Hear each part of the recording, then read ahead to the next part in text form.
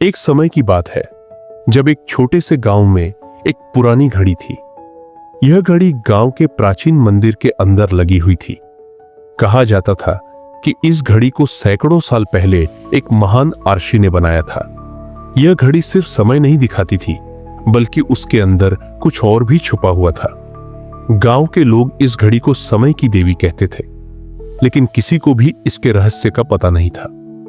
बच्चे तो बस इसे एक पुरानी घड़ी मानते थे जो अब टूटी फूटी थी और ठीक से काम नहीं करती थी। इस गांव में एक 12 साल का लड़का रहता था जिसका नाम अर्जुन था।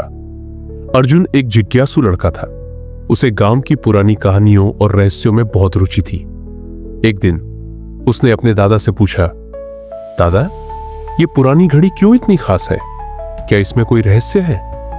दादा मुस्कुराए और बोले, अर्जुन, इस घड़ी के बारे में कई कहानियां हैं।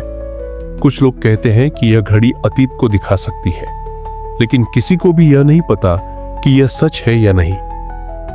अर्जुन की आंखें चमक उठी। उसने फैसला किया कि वह इस घड़ी का रहस्य खोजेगा। अगले दिन अर्जुन ने अपने दोस्तों को अपने फैसले के बारे में बताया। उन्होंने उसे चिताया, अर्जुन, यह घड़ी खतरनाक हो सकती है, कहीं यह तुम्हें भूतकाल में नहीं भेज दे। लेकिन अर्जुन ने उनकी बातों पर ध्यान नहीं दिया। उस रात जब सब सो गए तो अर्जुन ने अपने घर से निकलकर मंदिर की ओर रास्ता लिया। मंदिर में पहुंचकर अर्जुन ने धीरे धीरे घड़ी को छुआ। उसके हाथ के स्पर्श से घड़ी ने एक अजीब सी चमक छोड़ी। अचानक उसे ऐसा महसूस हुआ जैसे वह एक नई दुनिया में चला गया हो। जब उसने आंखें खोली तो उसे अपने गांव का दृश्य दिखाई दिया, लेकिन यह गांव पहले का था। घर और लोग अलग थे। उसने अपने परदादा को देखा जो उस समय एक युवा थे। अर्जुन ने अपने परदादा के पास जाकर पूछा, आप कौन हैं? परदादा ने मुस्कुरा कर कहा, मैं तो बस एक साधारण किसान हूं। लेकिन तुम कौन हो? तुम ऐसे कैसे आ गए? अर्जुन को अपनी हवाई उपस्थिति का कोई जवाब नहीं मिला। उसने अपने परदादा के साथ कुछ समय बिताया और उनकी जिंदगी के बारे में सीखा। अर्जुन ने देखा कि उसके परदादा को एक बड़ी मुसीबत का सामना करना पड़ रहा था। उनकी फसल बर्बाद हो गई थी और वे अपने परिवार का ख्याल रखने में असमर्थ थे।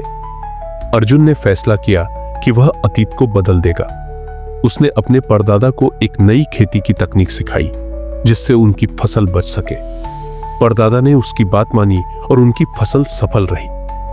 जब अर्जुन ने अपना काम पूरा किया तो घड़ी ने उसे वापस ले आया। वह फिर से मंदिर में था। उसने अपने आसपास देखा और पाया कि गांव बदल गया है। उसका परिवार अब समृद्ध था और उनके पास बड़ा सा घर था। अर्जुन ने समझा कि उसने अतीत को बदल दिया था, लेकिन उसे एक सबक भी मिला।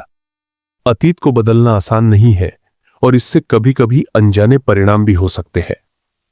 अर्जुन ने घड़ी को धन्यवाद दिया और वादा किया कि वह इसे कभी नहीं छुएगा। उसने समझा कि हर व्यक्ति को अपने अतीत से सीखना चाहिए, लेकिन उसे बदलने की कोशिश नहीं करनी चाहिए। घड़ी फिर से खामोश हो गई, लेकिन अर्जुन के दिल में उसका रहस्य हमेशा के लिए छुपा रहा।